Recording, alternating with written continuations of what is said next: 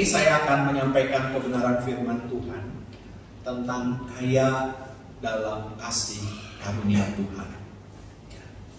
Nah, saudara, ketika kita berbicara tentang kaya, penilaian setiap orang tentu berbeda, ya. Ada banyak ragam untuk mendefinisikan arti kaya. Jadi kalau berbicara tentang kaya, itu sebetulnya sesuatu yang relatif. Tidak ada yang mutlak. Menurut saudara, saya ini orang kaya bukan? Kaya. Tapi kalau menurut teman saya yang bos perusahaan di rumput, saya ini nggak ada apa-apanya, nggak ada artinya, ya kan? Jadi berbicara tentang kaya itu relatif.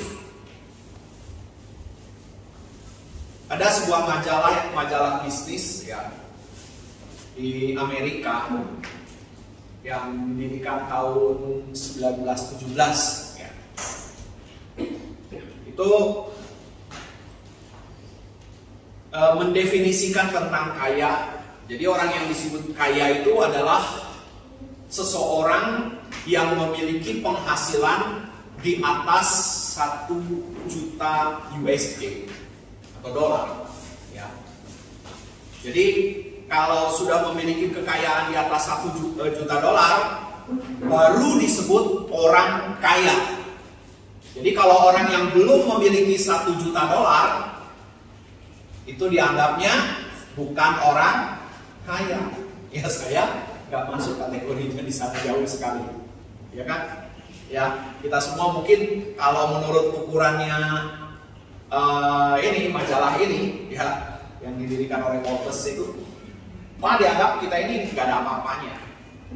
Tapi ada seorang penulis yang mungkin ada beberapa di antara kita yang mengenalnya, ya, seorang motivator juga yang bernama Robert Kiyosaki, ya, panggilannya Robert Kiyosaki, yang mengatakan bahwa kaya itu bukan berapa besar aktif income seseorang. Ini pandangannya lain lagi, ya. Makanya saya katakan kaya itu relatif.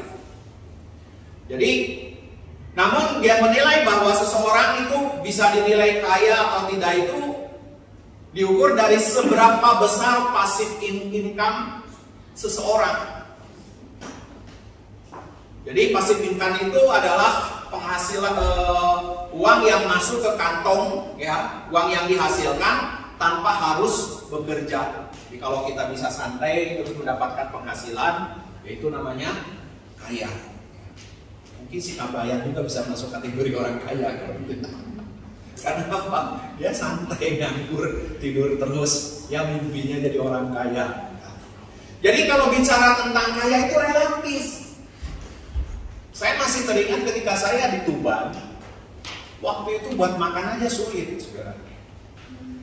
Tapi saya dianggap sebagai orang kaya. Saat itu buat makan aja sulit, bayangkan. Tapi saya dianggap sebagai orang kaya oleh beberapa tetangga saya. Jadi kalau mereka ketemu saya itu seakan-akan saya ini stratanya di atas mereka oleh beberapa tetangga saya. Begitu hormat, karena dianggap saya sebagai orang kaya. Padahal saya ini buat makan aja waktu itu sulit. Ya. Tapi ketika di Tuban, lebih banyak orang yang menganggap saya ini miskin. Makanya tidak heran saya bisa menikmati kemiskinan. Ya, karena apa? Sering dilecehkan orang, nggak dianggap. Jangankan dipandang sebelah mata. Kalau dipandang sebelah mata itu masih bagus. Kalau lihat saya mungkin banyak yang merem pada saat itu. Ya. Nah, jadi ketika kita berbicara tentang kaya itu adalah sesuatu yang relatif.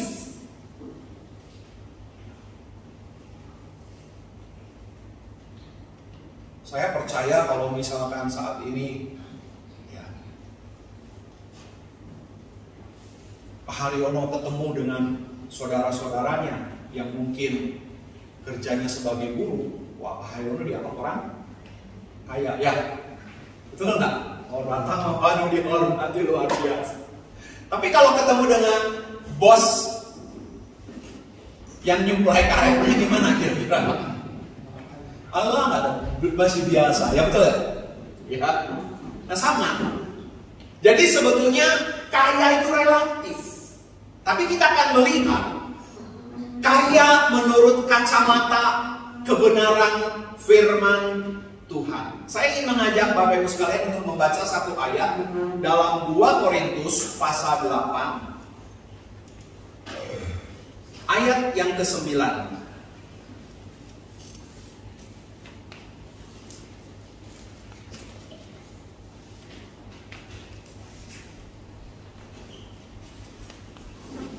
2 Korintus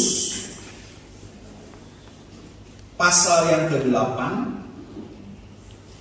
ayat yang ke-9.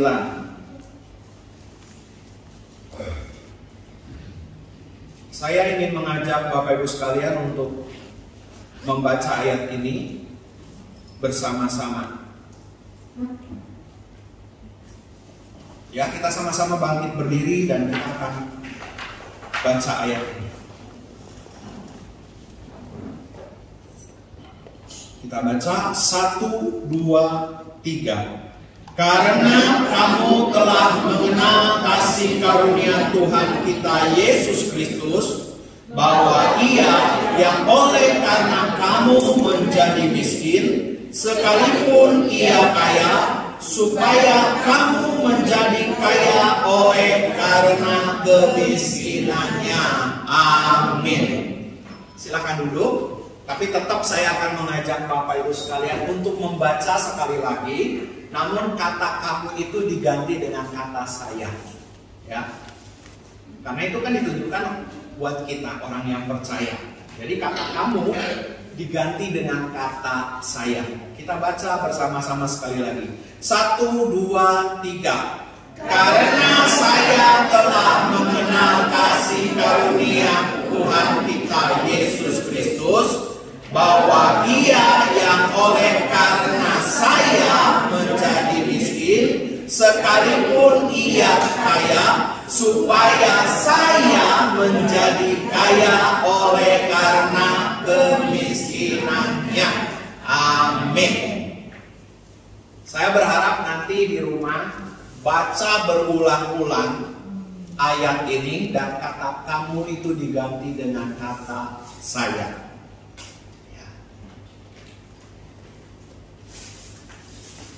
Saudara, ketika saudara dan saya membaca ayat ini, kira-kira kesimpulannya apa? Ketika saudara dan saya membaca ayat ini, kira-kira kesimpulannya apa? Saya ingin ada 2 orang yang memberikan komen. Kita akan saat ini sharing, ya, tidak monolog tetapi bersifat dialog. Mungkin ada 2 orang yang bisa mewakili kesimpulan daripada ayat ini apa? Ya saya nanti mungkin yang wanita 1, yang pria 1 untuk mewakili. Kira-kira kesimpulannya apa? Ada yang bisa mewakili? Satu pria, siapa yang ditunjuk? Tunjuk aja siapa kira-kira. Laki-laki. Mas Kuncung aja lah ya.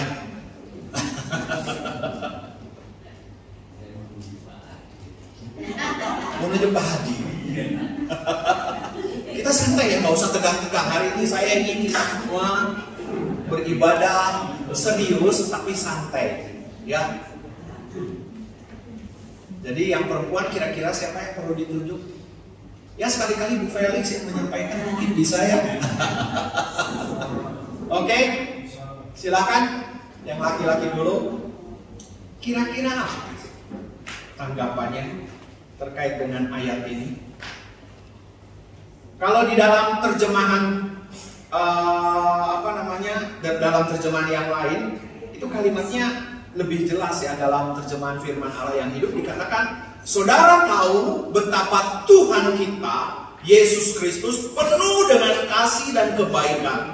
Walaupun ia sangat kaya, namun supaya dapat menolong saudara, ia menjadi sangat miskin, sehingga dengan menjadi miskin itu, ia dapat menjadikan saudara kaya raya.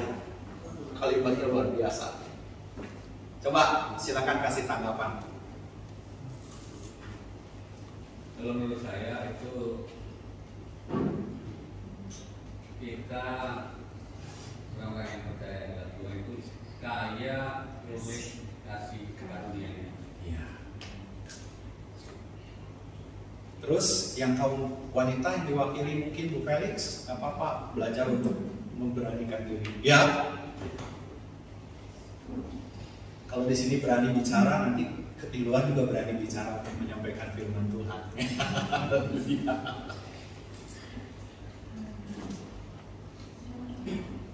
Saya karena Tuhan Yesus telah mengorbankan dirinya kepada kita semua orang percaya dan memberikan semuanya yang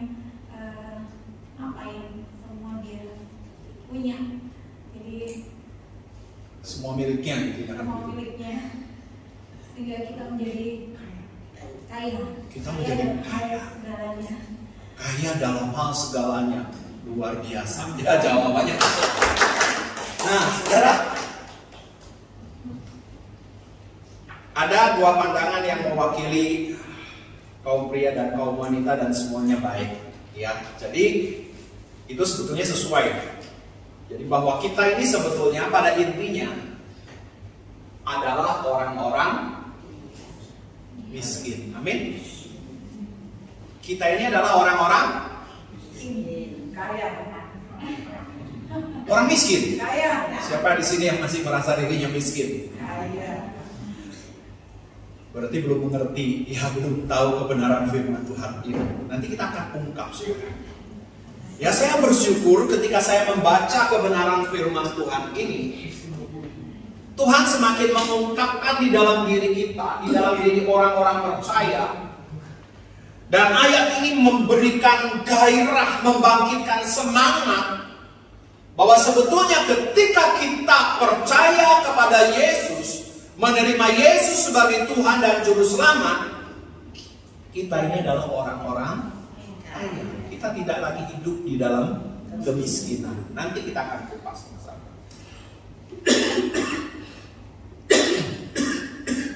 Rupanya saya tenggorokan agak gatel ya.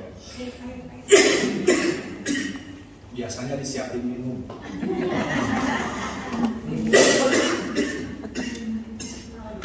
Makasih.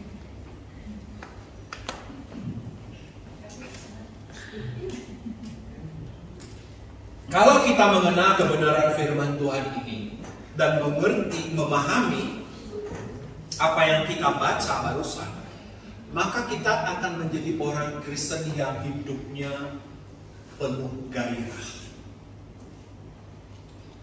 Kita tidak akan lagi dikuasai oleh rasa rendah diri, minder, iri hati, dan hal-hal negatif lainnya. Karena Alkitab dengan jelas katakan, Yesus rela menjadi miskin supaya kita menjadi kaya. Ayat ini seringkali disalahartikan oleh banyak orang, ya termasuk salah satu kelompok orang Kristen yang menganut paham teologi kemakmuran.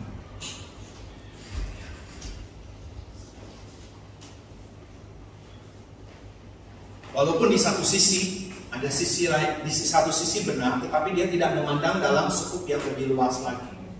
Ya, nanti kita akan bahas bersama-sama.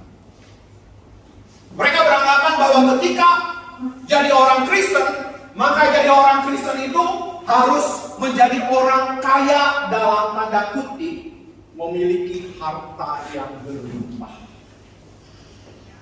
Saya ingin katakan kepada saudara dan kita semua, bahwa orang yang memiliki harta atau materi secara berlimpah belum tentu dia adalah orang kaya.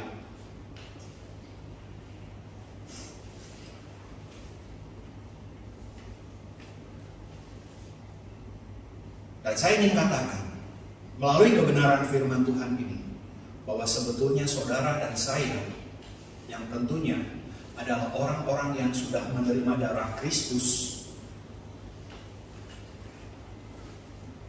itulah orang-orang kaya. Mungkin saudara yang bertanya, kok Pak Dede bisa menyampaikan hal itu? Apa alasannya? Ya. Apa yang menyebabkan kita disebut sebagai orang kaya? Saya merenungkan kebenaran firman Tuhan ini, dan hal inilah yang akan membuat kehidupan kita, saya tadi katakan, tidak menjadi rendah diri lagi. Karena sesuai dengan Alkitab, sesuai dengan apa yang sudah kita baca, bahwa kita adalah orang-orang kaya. Coba perhatikan satu ayat lagi di dalam 1 Petrus pasal 1 ayat 18. Ayat 18 dan ayat yang ke-19. 1 Petrus pasal berapa tadi? Ayat 19. Iya. Saya minta salah seorang saudara membacakannya. 1 Petrus ayat 18 dan 19. Demikian bunyi firman Tuhan. Sebab kamu tahu bahwa kamu telah ditebus dari cara hidupmu yang sia-sia. Iya. Yang kamu masih dari nenek moyangmu, itu bukan dengan barang yang fana. Iya. Bukan pula dengan perak atau emas. Iya. Ayat 19, melainkan dengan darah yang mahal. Melainkan dengan darah yang mahal, yaitu darah Kristus yang sama seperti darah anak domba Allah yang tak bernoda dan tak bercacat. iya. Saudara, tadi kita sudah baca, barusan kita sudah baca di dalam 1 Petrus pasal 1 dikatakan, kamu telah ditebus dari cara hidupmu yang sia-sia, yang kamu warisi dari nenek moyangmu itu bukan dengan barang yang fana, bukan pula dengan perak atau emas, melainkan dengan darah yang mahal. Saya ingin tanya kepada saudara, berapa harga darah Yesus? Berapa? Tidak ternilai.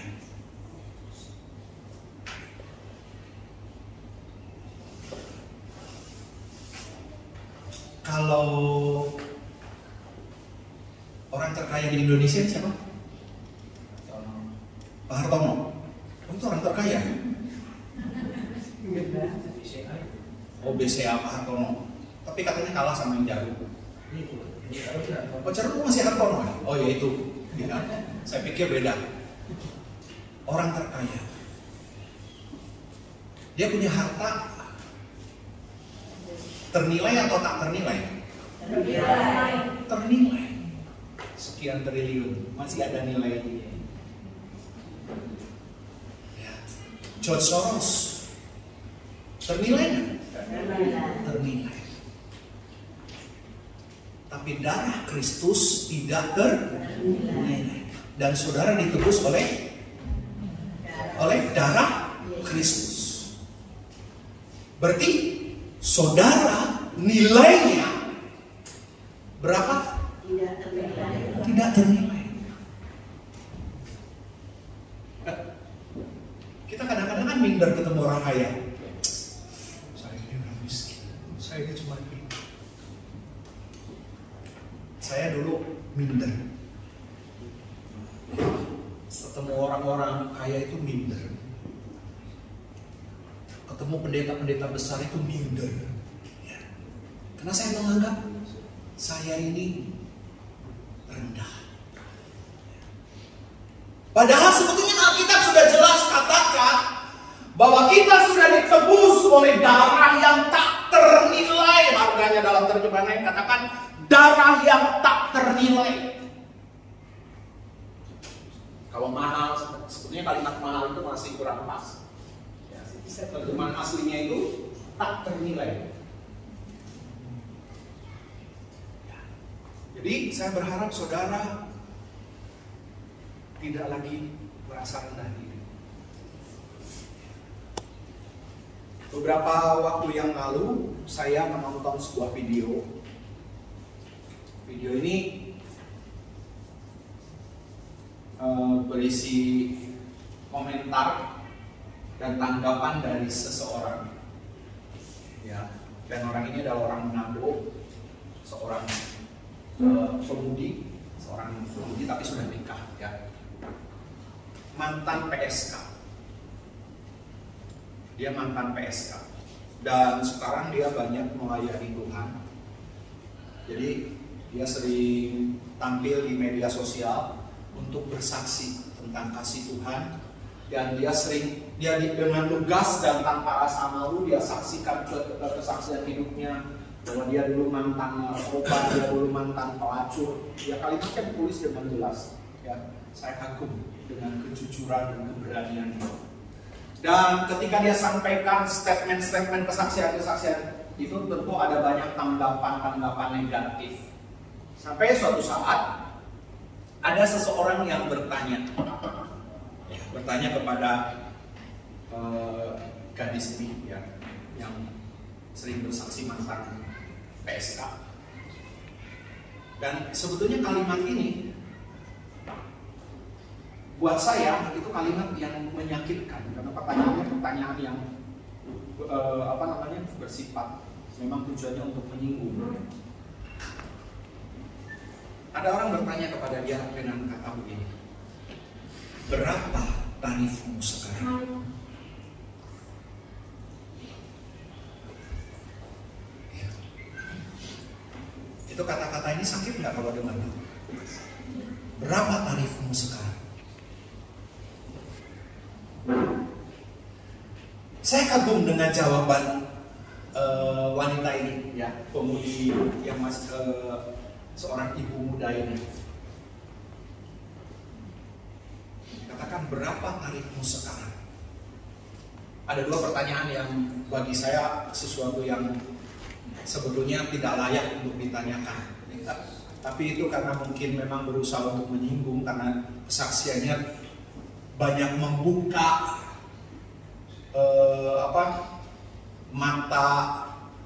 mata orang-orang yang tidak percaya, akhirnya percaya kepada Yesus.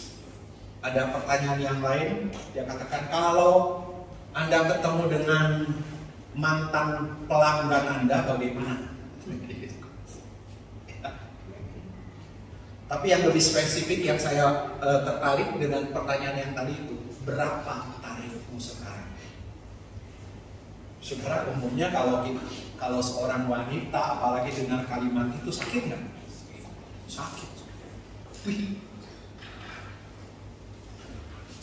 Lalu dengan santai dia jawab, oh iya, saya ingin menjawab pertanyaan daripada Mas ini, ya, abang ini. Saya senang kalau abang ini ingin tahu tarif saya sekarang. Dia jawab begini.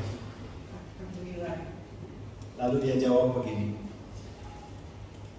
tarif saya sekarang, kalau abang mau, tarif saya sekarang ini sudah tak ternilai.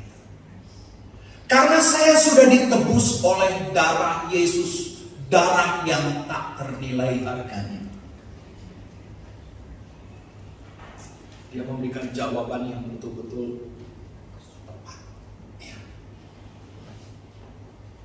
Saudara, kadang-kadang kita kalah sama PSK ini. Dia merasa bahwa hidupnya benar-benar begitu berharga. Walaupun mungkin dulu gak ada nilainya, direndahkan. Sampai ditanya tentang tarif. Nah, saudara, bagi orang-orang yang percaya kepada Yesus, seharusnya kita juga memiliki sikap seperti ini. Tidak perlu menjadi orang yang rendah hati. Oh, bukan rendah hati, menjadi orang yang rendah diri. Tetapi harus menjadi orang yang rendah hati. Mungkin di mata orang kita menerima tanggapan atau respon yang berbeda-beda. Ada yang menilai kita positif, ada yang menilai kita negatif, ada yang memandang kita rendah, ada yang menghargai kita sebegitu rupa, tetapi diri kita tidak dipengaruhi oleh keadaan yang ada di sekeliling kita, namun kita harus sadari bahwa kita adalah orang-orang yang sudah ditebus dengan darah Yesus. Jadi saudara begitu berharga, begitu bernilai, dan dirimu tak ternilai harganya. Dan dengan demikian sebetulnya kita bukan orang miskin, tetapi kita adalah orang kaya.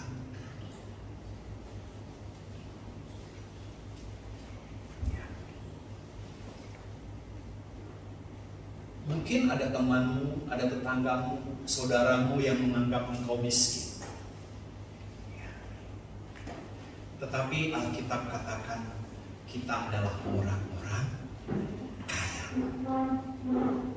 Amin. Coba kita sebutkan, saya ini adalah orang kaya. Bisa katakan itu?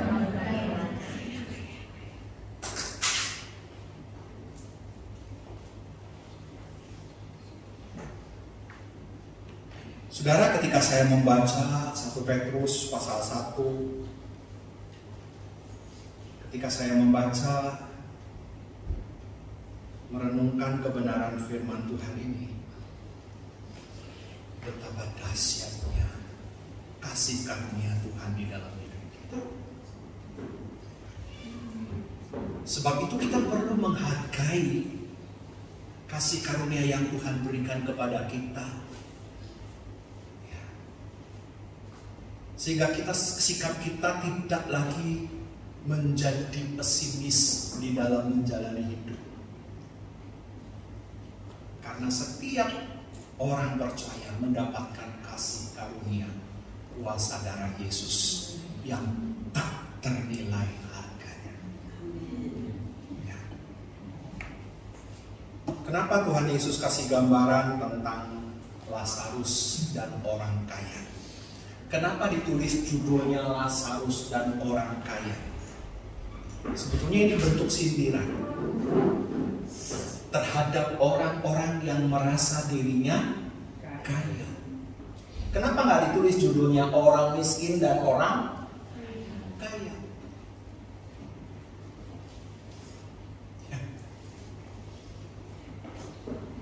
Kok judulnya kok ditulis Lazarus dan orang kaya? Siapa yang lebih populer? Yang lebih populer Lazarus kan? Orang kaya ini tidak dikenal. Jadi ketika kita percaya kepada Yesus, menerima kuasa darah Yesus, saudara menjadi orang yang dikenal. Sekalipun mungkin ukuran materi saya katakan tadi relatif. Tidak ada orang miskin, tidak ada orang kaya dengan ukuran materi. Karena ukuran materi itu sebenarnya relatif.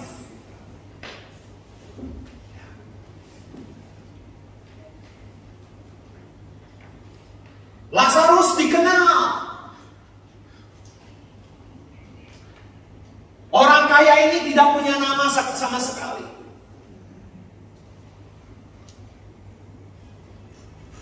Padahal sebetulnya tujuannya menjadi kaya secara materi supaya apa? Supaya terkenal, betul kan? Supaya dikenal banyak orang. Wah, orang kaya.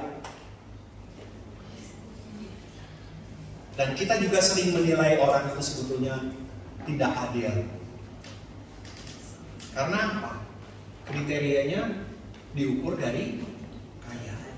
Coba aja kalau kita ke undangan. Kalau ke undangan orang kaya, nanti malam saya diundang, kami sekeluarga diundang oleh sepupu.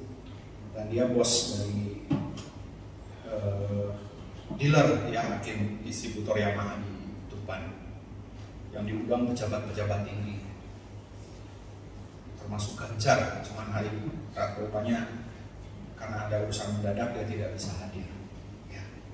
Kalau kita diundang orang kaya, amplopnya dengan ketika kita diundang oleh orang biasa-biasa, amplopnya lebih besar ke yang mana? Ke yang kaya. Jujur ya? Padahal seharusnya terbalik, saudara. Minimal rata sama. Kenapa? Karena kita menilai dia kaya.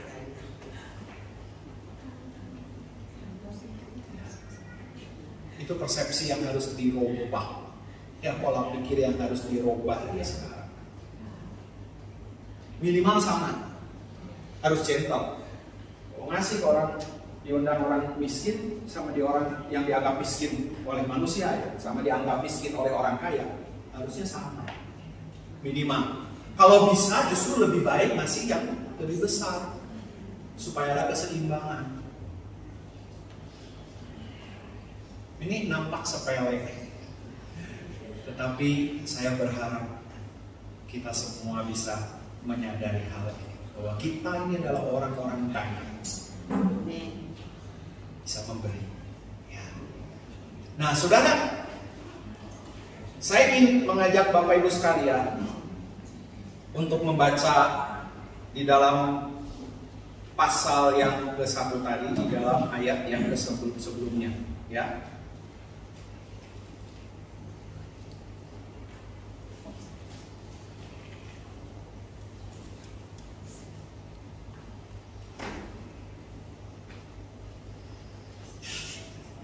Maaf, saya bukan salah satu Petrus, tapi Korintus ya, ini Korintus.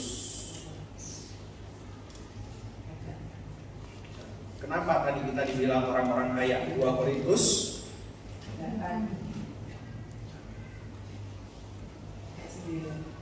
Ya.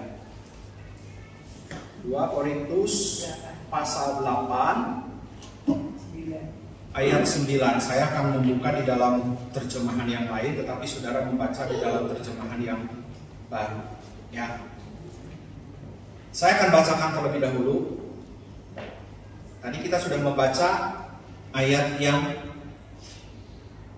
ke-9, ya kan? Ya. Karena kamu telah mengenal kasih karunia Tuhan kita Yesus Kristus, yang oleh karena kamu menjadi miskin. Nah, apa alasannya kita disebut sebagai orang-orang kaya? Ternyata ayat ini ya disampaikan kepada siapa? Kepada jemaat. Jemaat di mana? Di mana? Coba baca ayat 1.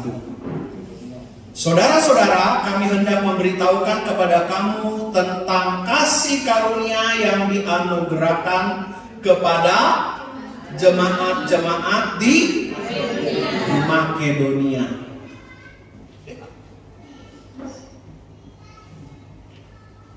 Tadi saya sempat sampaikan bahwa jemaat Makedonia ini, kalau menurut ukuran manusia, itu jemaat yang miskin.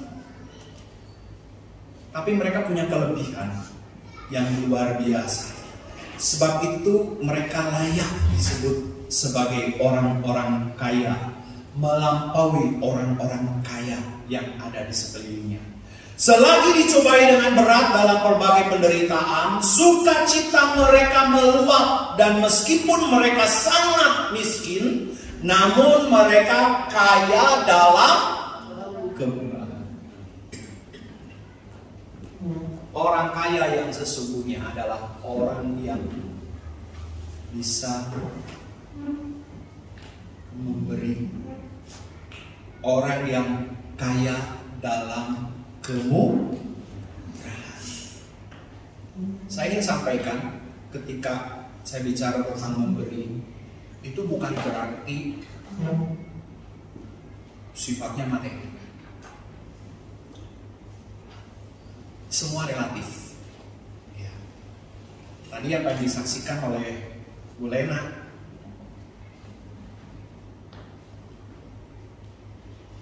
itu menjadi salah satu contoh. Ya. Hanya dengar shalom, shalom, kelihatannya kan sepele ya. Tapi membawa dampak yang luar biasa, sampai nanti saya berharap di-share ya, enak hanya di grup Makedonia saja khusus. Sekali lagi saya ingatkan, jangan di-share di tempat lain, karena itu merupakan pesan khusus untuk kita supaya bisa mendatangkan kekuatan bagi kita. Ya, amin. Ya, kita berdoa. Gak ada yang mustahil. Apa yang dikerjakan oleh Pak Bambang mungkin kelihatannya biasa-biasa saja, tetapi berdampak luar biasa. Memberikan gairah, semangat. Sampai dia katakan, kekuatan saya jadi luar biasa ketika dengar kata shalom. Makanya jangan sembarangan kalau ngomong, saudara. Jangan asal-asalan Tuhan berkati, sekedar enggak.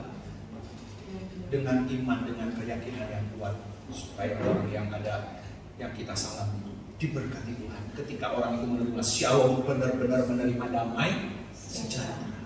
Ya. Dan saya katakan, orang yang bisa berbuat seperti itu adalah orang yang kaya. Sekalipun nampak miskin, jemaat Makedonia ini nampak miskin, tetapi sebetulnya dia kaya. Karena dia bisa memberi. Karena mereka hidup dalam itu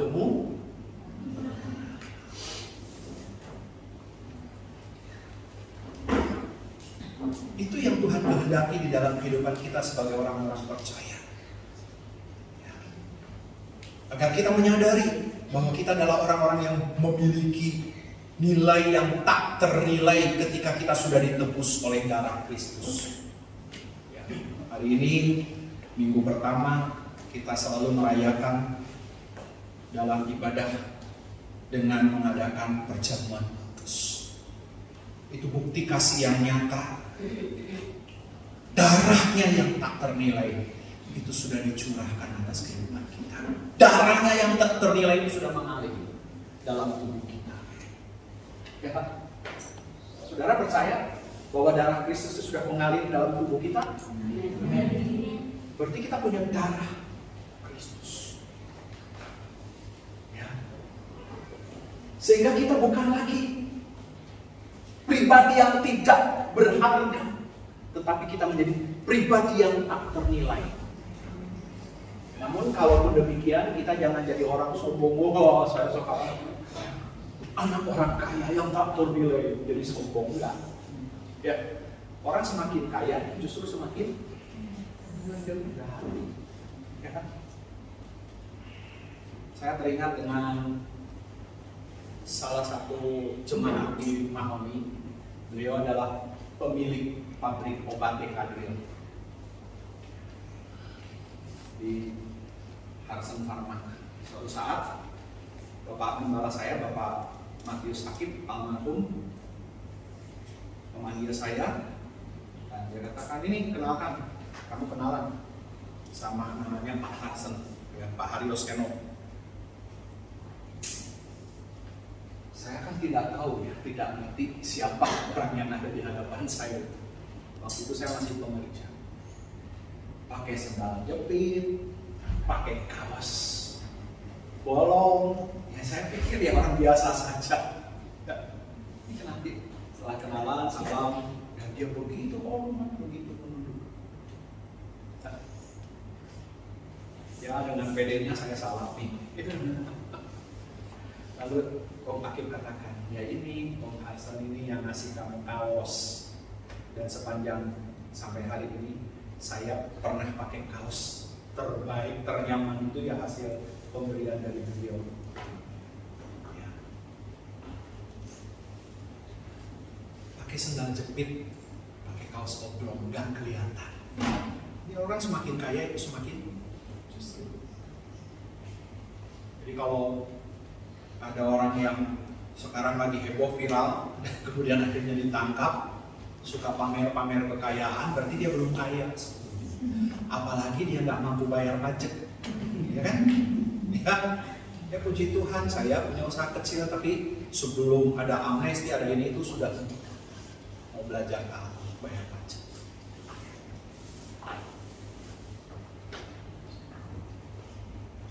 Mungkin satu-satunya waktu itu minimal di Surabaya, di Sidoarjo ini yang punya usaha kecil tapi mau bayar pajak. Karena saya tahu teman-teman saya punya perusahaan, punya pabrik. Saya pernah lihat sendiri, ya ditulis apa? Nihil. Ya, saya bayar pajak. Walaupun agak nyesel, agak dongkol. Karena apa? Kita sudah mau jujur, mau gini, tetap dipersulit. Sudah. Itulah realita di Indonesia. Tapi kita berusaha sebaik mungkin. Ya. Saudara, sekali lagi saya ingin supaya kita semua sebagai orang-orang percaya menyadari hal betapa berharganya di mata Tuhan. Kalau di mata Tuhan engkau begitu berharga, selayaknya engkau juga memposisikan dirimu sebagai orang yang punya nilai lebih daripada yang lain. Ya kan? Tidak lagi putus asa, saya ini miskin, saya ditolak, saya ini nggak punya apa-apa. Nah, ketika kita selalu berbicara seperti itu, maka jadilah sesuai di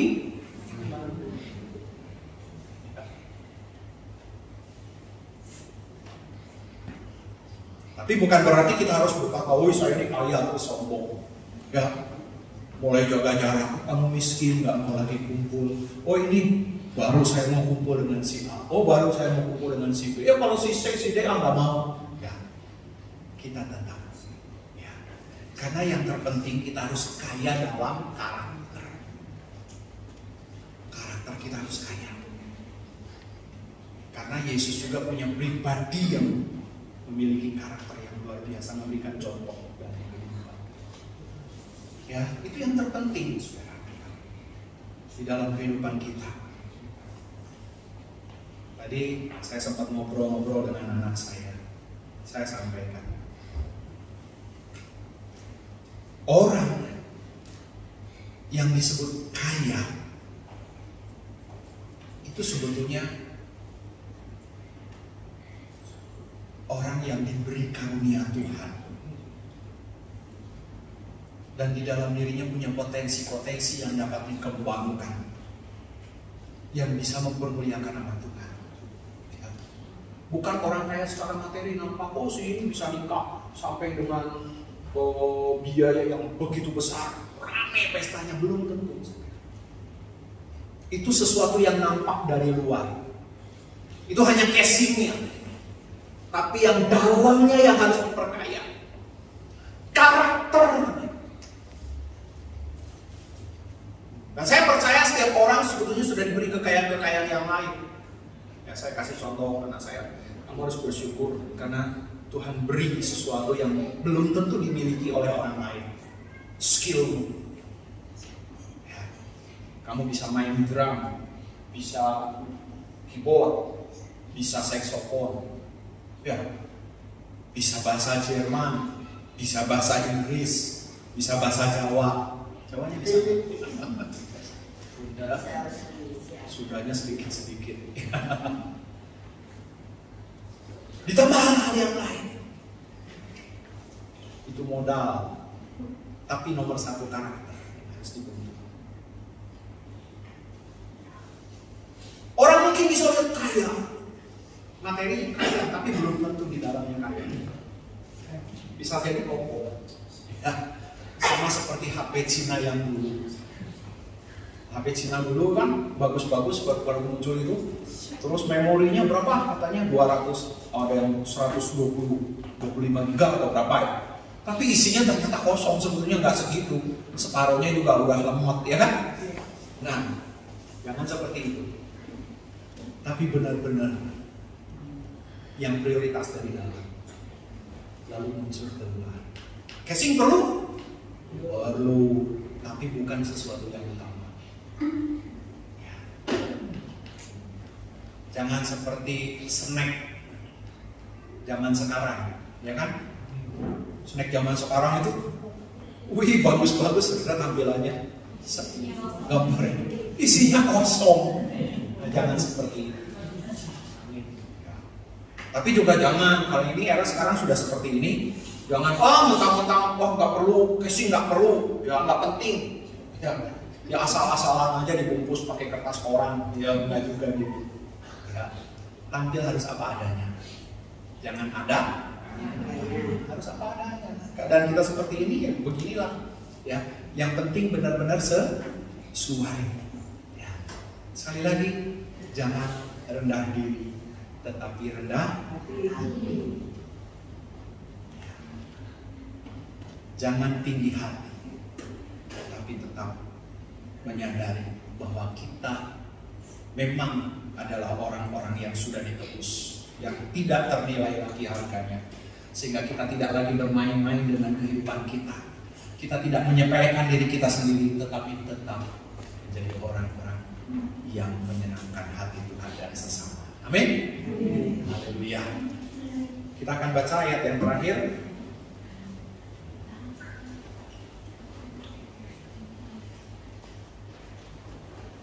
Filipi pasal 3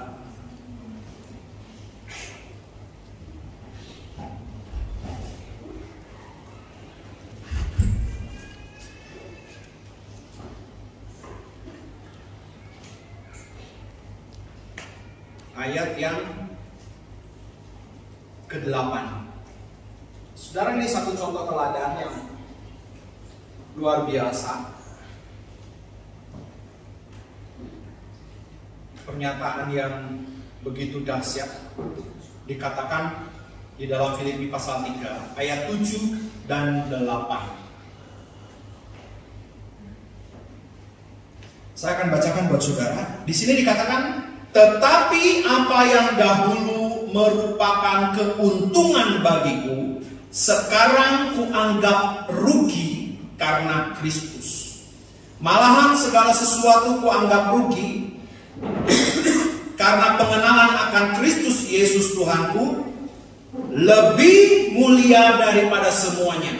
Oleh karena dialah aku telah melepaskan semuanya itu dan menganggapnya sampah supaya aku memperoleh Kristus. Saudara, ini adalah kata-kata dari Paulus, seorang yang luar biasa, punya pengaruh, punya kedudukan, bahkan boleh dikata dia punya pendidikan yang tinggi.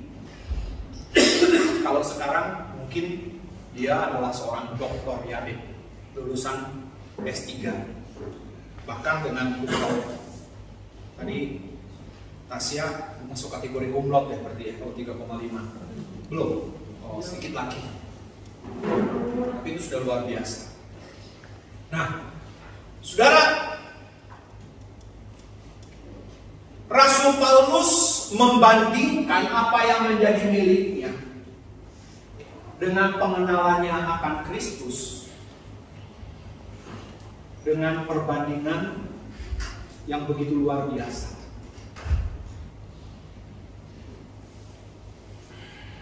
Dia anggap segala sesuatu yang menjadi miliknya, yang dibanggakannya selama itu sebagai apa?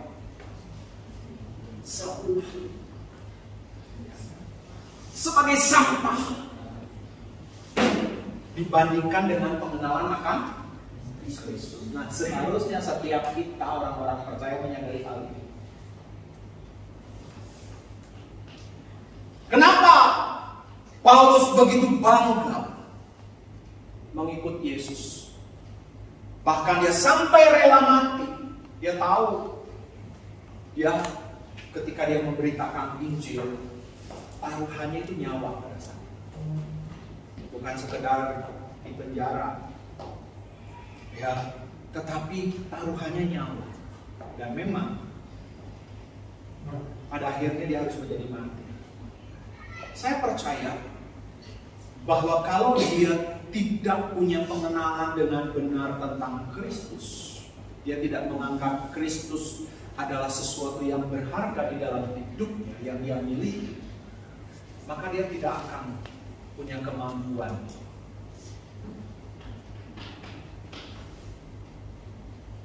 untuk menyerahkan hidupnya dan mengalami kematian secara mati.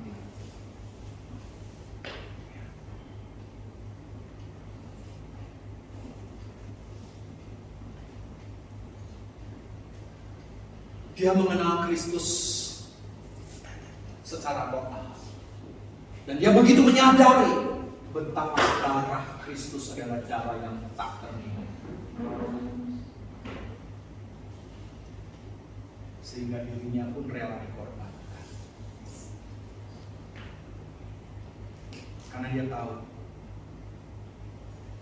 inilah milik yang paling berharga di dalam hidup. kasih karunia dalam Kristus. Hal inilah yang membuat dirinya menjadi kaya. Yang lain-lain tidak sebanding, tidak setara dengan darah Kristus. Bahkan membandingkan segala sesuatu yang menjadi dirinya sebagai sampah. Nah, seberapa besar kita menilai kasih karunia yang sudah dicurahkan atas kehidupan kita melalui kuasa darah.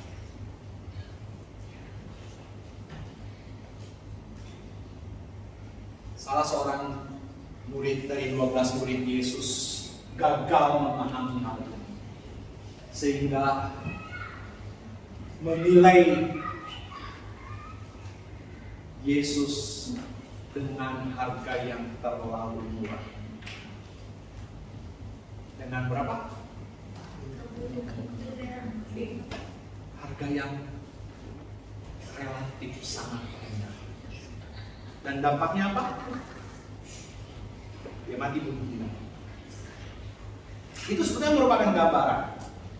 Ketika kita menilai kuasa darah Yesus sangat rendah, bahkan di bawah segala sesuatu yang ada di dalam dunia, maka kita sedang melakukan diri secara jangan heran ketika kita menganggap sepele kuasa darah Yesus, maka akan terjadi kematian secara rohani. Sebetulnya apa yang diceritakan di dalam Alkitab merupakan gambaran. Ya, Tuhan sikapkan hal itu. Seseorang yang menilai kuasa darah Yesus dan tidak menghargai kuasa darah Yesus, sama saja seperti Yudas yang sedang menjual Yesus dengan nilai yang sangat rendah.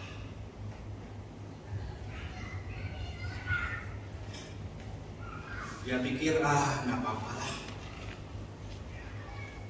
Mungkin dia kecewa karena apa yang menjadi keinginannya, harapannya, tujuannya mengikut Yesus. Dia ingin juga bersama-sama dengan Yesus untuk memerintah, menjadi seorang penguasa.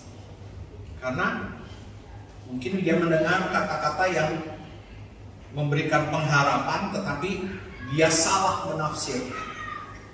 Sebab berbicara tentang kerajaan yang dimaksud oleh Tuhan Yesus bukan kerajaan di dunia ini,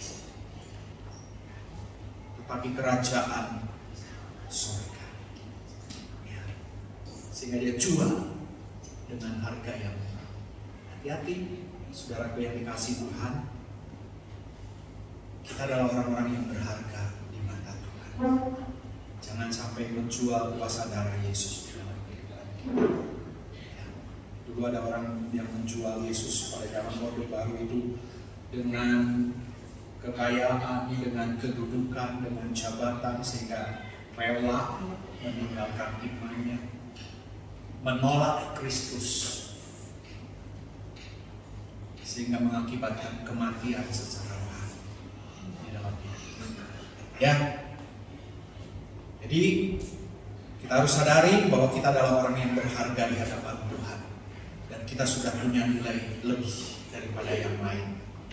Bersyukur sama Tuhan supaya hidup kita senantiasa jadi berkat bagi banyak orang, karena kita sudah menjadi orang kaya. Tapi sekali lagi, jangan nilai kekayaan itu dari materi. Tuhan Yesus